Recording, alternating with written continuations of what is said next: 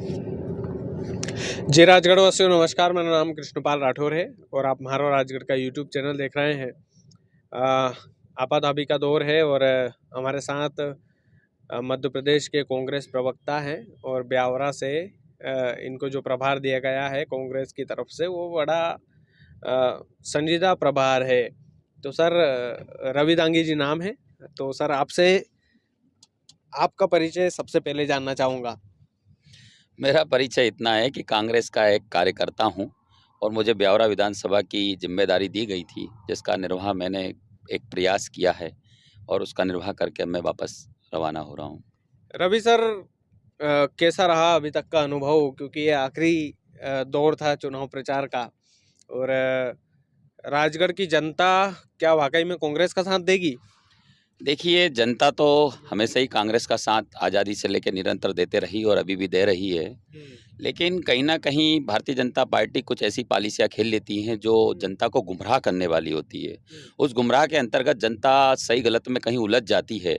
लेकिन इस बार जो राजगढ़ की जनता में मैंने देखा है, राजा साहब के प्रति प्रेम, कांग्रेस पार्टी के प्रति प्रेम, वो पूरी तरीके से हमें निकल कर दिखा है, उभर कर दिखा है और निश्चित ही यहाँ पर कांग्रेस के पक्ष में रिजल्ट आएगा। नहीं, प्रेम तो सर विधानसभा में भी दिखा था, लेकिन रिजल्ट अनुकूल नहीं आ पाए। फिर ऐसे में क्या? देखिए, मैंने अभी यही कहा, मैंने कहा कि भारतीय जनता पार्टी कुछ ना कुछ ऐसी स्थितियां बना देती है जो जनता को गुमराह करती है। एक जादू आपने देखा होगा, काला जादू जिसे कहते हैं, जिसमें लोगों की कुछ समय के लिए सोचने समझने की शक्ति जो होती है वो कमज़ोर पड़ जाती है।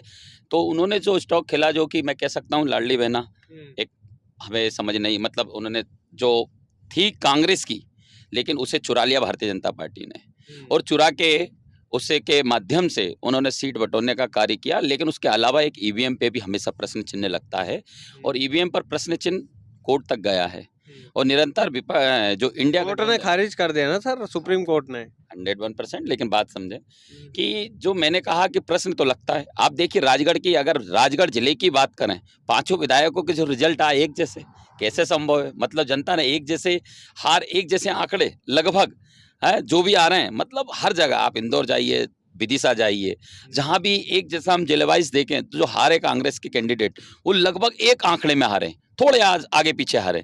तो मैं समझता हूं कि एक कहीं ना कहीं एक बड़ी सेटिंग के अंतर्गत जो भी चीजें हुई हैं, लेकिन इसे कितना माने नहीं माने वो वाली बात है। लेकिन आपने मेरे से पूछा तो मेरे व्यक्तिगत मैंने जवाब दिए।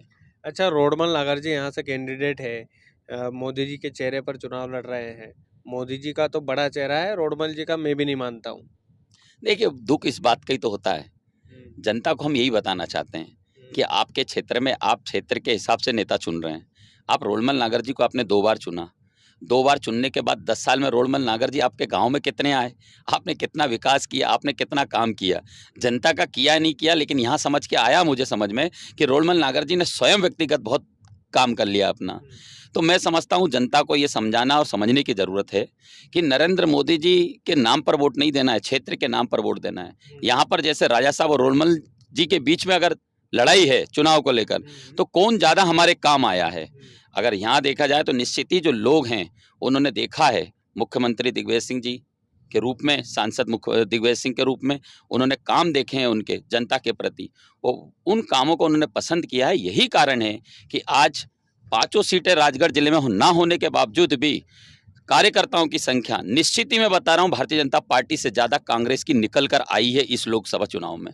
थोड़ा सा मेरे मन का सवाल था, चूंकि राजगढ़ जिले को आप समझते हैं, आप यहाँ पर प्रचार प्रसार के लिए भी आए और आपको ब्यावरा का प्रभारी भी बनाया गया। सारी चीज़ें ठीक है, ब्यावरा में ठीक है। ब्यावरा में कांग्रेस के चूंकि पुरुषोत्तम दांगी थे, खिलचीपुर में हजारी लाल दांगी हैं, आप दांगी समाज से ही आते हैं, तो समाजवाद भी जो है इस पर हावी होगा क्या इस चुनाव में?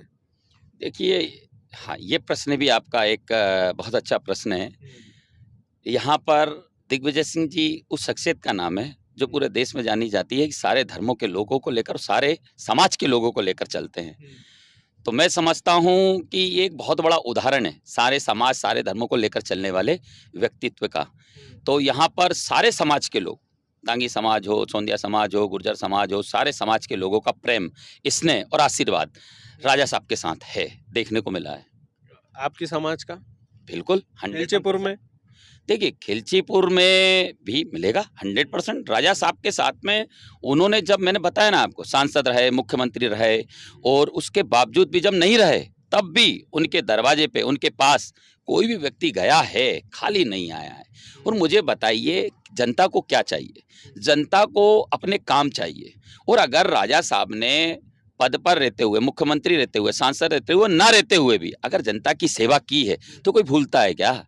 और जब कोई नहीं भूलता है तो अब तो जनता की निभाने की बारी आई है, तो जनता क्यों नहीं निभाएगी? और रवि सर, मेरा एक छोटा सा ये था कि राजा साहब मुख्यमंत्री थे, पूर्व मुख्यमंत्री थे, हमारा जिला इतना पिछड़ा हुआ फिर भी कैसे? देखिए एक बात बताइए, आप उस समय के राज्य शासन के खजाने की बात करिए, कितना कर्ज में था। आज बात करिए कितना कर्ज में है। पहले क्या होता था, आप, हमारे पिताजी और दादाजी भी कर्ज लेने में डरते थे। एक तरीके से ऐसा लगता था भाई कर्ज नहीं लेना है, कर्ज नहीं लेना है, काम करना है। इसी प्रकार से राज्य के अंदर भी राजा साहब जब मुख्यमंत्री थे, कर्ज लेना उचित नहीं समझते थे, काम करना उचित समझते थे। जो खजाना हुआ करता था उसकी उतनी इनकम राज्य स्टेट लेवल पर नहीं हुआ करती थी, लेकिन फिर भी जितना भी होता था उन्होंने काम किए। राजगढ़ में भारतीय जनता पार्टी जिन कामों का श्रेय ले रही है, शिलान्यास लगा रही है, बड़े बड़े देश के नेताओं को बुलवाकर ये जताने की कोशिश कर रहे हैं भाषणों के माध्यम से कि राजगढ़ में हमने काम किए हैं। तो आप अगर उनकी पुरानी पृष्ठभूमि पे जाएं और उनके आधारशिला पे जाएं कि आधार किसने रखा है, तो निश्चित ही राजा दिग्विजय सिंह जी के नाम के निकलेंगे। नहीं, मोदी जी ने रिमोट कंट्रोल दबाया ना रवि सर। मोहनपुरा, कुंडालिया, ये तमाम सारी सौगातें जिस रोड पर हम चल रहे हैं वो मोदी जी की देन है, नितिन गडकरी की देन है। तो इससे कैसे निपटेंगे फिर? जनता तो यही बोलती है कि अच्छा रोड मिल रहा है, अच्छी बिजली मिल रही है साहब, कोई दिक्कत नहीं। तो ये जनता को समझना पड़ेगा ना। रोलमन नागर जी 10 साल पहले क्या थे, 10 साल बाद 2000 बीघा के मालिक बने हैं या वेयर हाउस के मालिक बने हैं। मैं नहीं कह रहा हूँ, ये जनता कह रही, जनता ने बताया मुझे। और राजा साहब जब मुख्यमंत्री थे, सांसद रहे, और आज वापस जनता के बीच में उनके पास क्या है, तो ये जनता को तय करना पड़ेगा कि नेता बनने के बाद में कौन ईमानदारी से काम कर रहा है, कोई जनता के हित में काम कर रहा है। अब आप रिमोट की बात कर रहे हैं, इसी रिमोट के खिलाफ ये भारतीय जनता पार्टी हमेशा रही है। ये तो राजीव गांधी की देन है ना कि उनके हाथ में आज रिमोट भी है, नहीं तो रिमोट कहाँ से आता है इस देश के अंदर। तो इस देश की आज़ादी के बाद आप समझते हैं इस बात को कि इस देश की क्या हालत थी। इस देश को खड़ा धीरे करते करते इस स्थिति में लाए लोकतंत्र संविधान के बलबूते पर कि आज मोदी जी इस देश के प्रधानमंत्री बन गए, है ना। और आज देश के प्रधानमंत्री बनने के बाद 400 पार की बात करते हैं, उसी लोकतंत्र संविधान को खतरे में डालते हैं, युवाओं के रोजगार को खतरे में डालते हैं, महिलाओं की सुरक्षा को खतरे में डालते हैं, किसानों को उनकी फसलों का उचित दाम देना उचित नहीं समझते और देश को कर्जदार बनाते हैं। एक अंतिम सवाल रवि सर आपसे, रोडमल नागर जी और दिग्विजय सिंह में कांटे की टक्कर है क्या? कहीं से कहीं तक नहीं है। दिग्विजय सिंह जी अपने आप में एक राष्ट्रीय नेता हैं और बहुत बड़े नेता हैं और कार्यकर्ताओं के साथ जनता के दिलों पर राज करने वाले राजा हैं। निश्चित ही बहुत अच्छे वोटों से और जीतेंगे। और रोडमल नागर जी 2 बार सांसद रह गए हैं। मैं समझता हूं कि कैसे रह गए हैं वो मुझे नहीं मालूम, लेकिन अब सांसद नहीं रहेंगे। कितने वोटों से जिताएंगे राजा साहब को? मैं तो यही कहूँगा लाखों वोटों से राजा साहब जीतेंगे। 100% एनालिसिस करके जा रहे हैं। 101% क्यों नहीं जीतेंगे। राजा साहब दिलों पर राज करते हैं, राजगढ़ के और जनता के लिए बहुत काम किया है उन्होंने।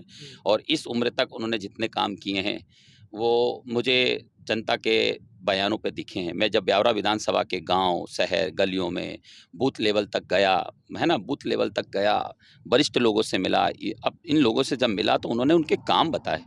जब आप काम सुनेंगे, मैं मतलब इस लेवल तक गया हूँ कि सुनने के बाद लगा कि अगर प्रदेश लेवल पर पता लगे कि राजा साहब ने इतना काम किया है, तो मैं समझता हूं कि मुख्यमंत्रियों में स्वच्छ छवि, ईमानदारी की छवि मध्य प्रदेश के लिए राजा साहब से बेहतर किसी की हो ही नहीं सकती है। किसी की नहीं हो सकती। आप एक बात बताइए मुझे, राजा साहब ने हमेशा बयानों में, जैसे मीडिया के माध्यम से या भारतीय जनता पार्टी ने विरोध किया है, ये जानते हैं बहुत अच्छी तरीके से राजगढ़ के लोग कि 2 देश के कांग्रेस पार्टी के ऐसे नेता राहुल गांधी जी और दिग्विजय सिंह जी हो जिनकी छवि खराब करने के लिए भारतीय जनता पार्टी ने बहुत कुछ कोशिश की है।